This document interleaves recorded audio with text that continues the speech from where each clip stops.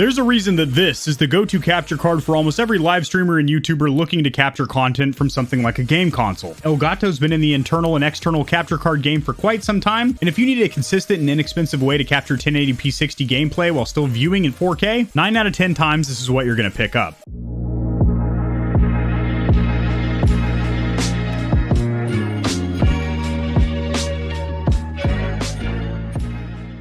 Over the years, Elgato has sold a ton of external and internal capture cards for both cameras and also for video game capture. They've recently streamlined the experience, and their current lineup is a lot easier to understand. If you want 1080p game recording in a decent price point, the HD60 S Plus is what you want. If you want 4K HDR captures and the ability to record externally directly onto the capture card, so you do not need something like a laptop or desktop, so maybe you're traveling at an esports tournament and you want to record your gameplay, the 4K 60 S Plus is what you want, not the price, you don't want that. Then if you want an internal capture card that actually goes inside your PC tower and plugs into a PCIe slot, then you want the 4K 60 Pro. And then if you're trying to adapt a photography style camera like that Sony a5100 or a GoPro or even an old school camcorder, then you either get the Camlink 4K, which looks like a little USB thumbstick and is plugged in currently to my PC, or if you want an internal card, they have the Camlink Pro, which offers 4 4K inputs so you can use your Stream Deck and switch around different camera views in your room. But it's more expensive and setup is more of a hassle, as you have to plug this into your motherboard and then set up 4 cameras around your room and all that other good stuff. For 90% of gamers that are trying to capture footage from their console, or they have a low spec PC like maybe an old laptop where they don't want to burden it down with the video encoding, this is most likely what you're going to pick up, the HD60 S Plus. This retails for $160 US, however they are on sale quite a bit on Amazon. And some of the most noteworthy features, you do have a 4K pass-through that is 4K 60 lag or delay free. You can just combine those words and call them delag. I haven't used that in a while, but you get no delay out of this bad boy. Also, this does capture gameplay footage in 1080p 60 HDR. So even if the image that you're not seeing is HDR because the monitor or TV that you're running the pass-through is not HDR, you can still output an HDR signal so your viewers, if they have an HDR monitor, will be able to view that, which is pretty cool. Very nice Elgato packaging as always. No foam or anything, but you do have cutouts for your accessories and your device. And instead of having a loose instruction manual or booklet, they have the instructions printed on this front flap, which I actually like quite a bit. You have your device, which does feel really cheap and chintzy in comparison to other capture cards on the market. There's no rubberized feet on the bottom, so this thing is going to be slip sliding around your desk, and also the plastics do feel really cheap and chintzy, but most likely this really isn't going to be seen on stream or anything. You do have your HDMI input. This is where you're going to plug in your console or your gaming PC. Then you have a 3.5mm mic or headphone input where you can monitor your game sounds and also record separately. You do have an HDMI-C port to power this, as well as plug it to your PC. And then you have your 4K 60 output or pass-through, which is labeled out. You have a little Elgato sticker in case you want to sticker bomb something around your house. You do have this little piece of documentation. It is not an instruction brochure, but it is just a regulatory and warranty guide, and I don't even see English in here. Then you're going to have a USB 3.0 A to C, which is going to power and connect this bad boy. I've said bad boy quite a bit in this video. Maybe I'll edit some of those out. Maybe not, because I'm a bad boy. And then you have a very, very short HDMI cable. It does have a lot of information printed on the rubberized coating. However, the length is not on there, but I'm assuming it's about a 3-footer. If that, it is very short. You do have these plastic dust covers on each end, and this is for your pass-through, but you can use your own HDMI cable as well. This device will be automatically detected by your PC if you're on Windows 10 or 11, but I do recommend installing the drivers so you get future patches and updates, and also you have full functionality of this device, as you can run into some issues if you do not have the proper drivers. So over here on the Elgato website, hiding my face for just a minute, click on downloads in the top right. In this drop down, select your product, come down to HD60 S Plus, select your operating system, Windows or Mac, and you will install 4K capture utility. I'm just going to go ahead and put this right there on the desktop. I would uncheck this box here. It's just sending additional information to Elgato they don't need, and I would recommend keeping the default file path. As you can see, I have my PlayStation 5 screen being captured inside of Streamlabs. However, initially, you most likely will have a gray or black screen and not be getting an output. You do have to disable a setting inside of your PlayStation 5 settings,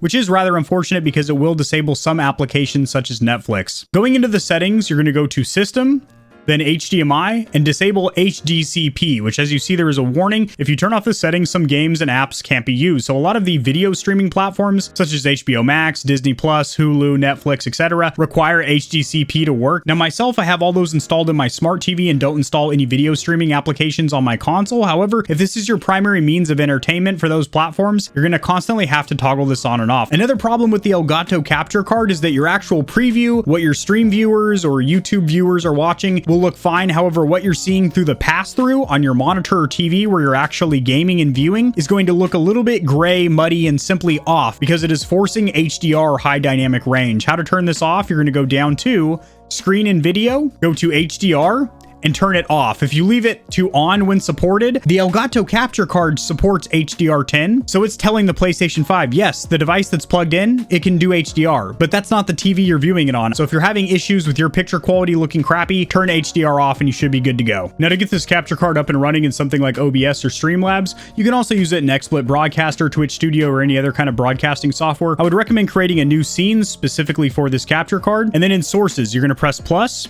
go over here to Video Capture Devices, add a source, pick this box, which will let you rename the new device. This is going to be Elgato Capture, add a source. From this dropdown, you are going to select Game Capture HD60 S Plus. If you've disabled HDCP inside of your console, you will get an image. However, we can make it look a little bit better and a little more consistent. We're going to go to Custom. For frames per second, lock it in at 59.94. If you're having any issues with glitching or stuttering, you can enable buffering. I would leave all these default. And then to get audio for your gameplay, as I initially wasn't out of the box, you are going to check this box that says Use Custom Audio Device. And as you can see, my mixer, my TC Helicon Go XLR is selected. We're going to select Digital Audio Interface Game Capture, the capture card we're using. Hit close. And now we'll have audio from our game, which we can adjust the volume of to make sure it's in line with our voice. This rookie has found a way.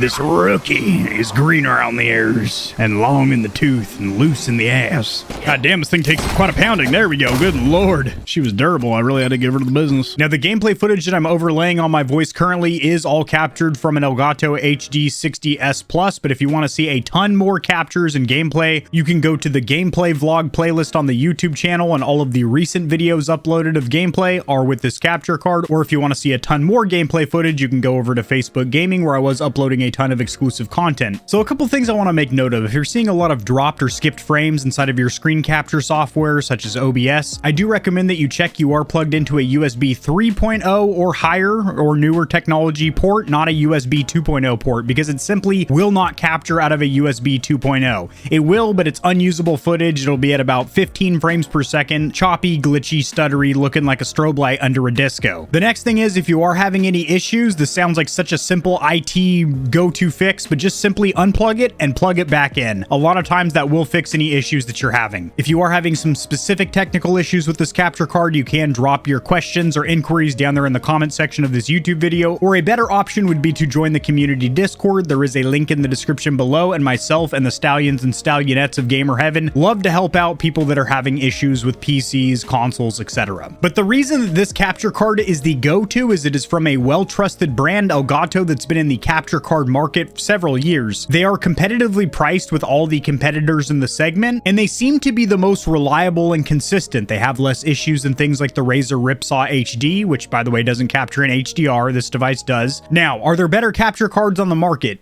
Yes, but they are more expensive, and a lot of times what you're paying for are features that you simply aren't even going to use, such as 4K capture when a lot of your viewers are watching in 1080p or 1440, so that extra resolution might be lost on them. Plus, you have to keep in mind that those game files are going to be a lot bigger because you're capturing 4 times the resolution of 1080p. Or maybe you do not need to be able to capture directly to the capture card via an SD card because you don't travel with it. You're always doing your streaming or gameplay recording in an office or a game room at home. Then features like the 4K 60S are unnecessary for you. So what I have seen from my observations is that 9 out of 10 times this is the capture card that people pick up, and it is not a bad decision. It is a great capture card. If you enjoyed this honest review of this chunk of plastic, go ahead and grease up your thumb and plaster it on the like button, and drop in the comment section below if you use a capture card, and if so, which one. There's a ton of them on the market. Shoot, 8-10 years ago it was easy. You had like 3 choices. Now you've got like 30 capture cards on the market, and most of them don't suck ass either. If you enjoyed the video, liking it helps it to get seen by more gamers. This information will reach and assist them as well, which in turn helps me grow this little channel, which I do greatly appreciate. Subscribe for more content like this. I cover news in the gaming community and industry, tutorials helping you get set up streaming and YouTubing, as well as honest gaming product reviews, keyboards, mice, headsets, controllers, mics, chairs, etc. There are some hefty exclusive discount codes found only in the description of my videos and only for the audience here at Gamer Heaven. Check out Into the AM for some of the sickest looking and most comfortable cloth to ever grace my gaming giblets. If you don't want to be scorching your corneas with harmful blue light, check out Gamer Advantage, the only blue light glasses on the market that look sexy and actually work. If you're looking for a custom controller that'll blow the competition's tits back, AIM definitively has the best bang for buck or price to performance when it comes to Xbox, PlayStation, and Switch controllers. Nope, they don't do Switch,